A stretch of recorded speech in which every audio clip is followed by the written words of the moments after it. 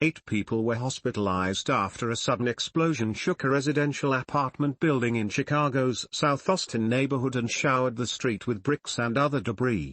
At least 3 of the people transferred from the scene to local hospitals had serious or critical injuries, officials said. 2 of the victims are female, while the other 6 are male, according to the fire department. 1 victim was in a building across the street from the explosion when it happened, Deputy Fire Commissioner said during a press conference. Fire officials originally confirmed the explosion around 9:45 a.m. local time. At the time, they noted that the 4-story residential building and adjacent building were being evacuated.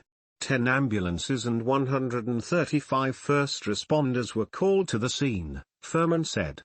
The explosion had destroyed the windows along at least one side of the apartment building and damaged part of the structure itself. The cause of the explosion is still unknown and remains under investigation, but the apartment building had failed annual inspections repeatedly over the last 12 years, and received citations in 2017 and 2018 for failing to repair or replace defective or out-of-service smoke detectors and operate continuously, CBS Chicago reported.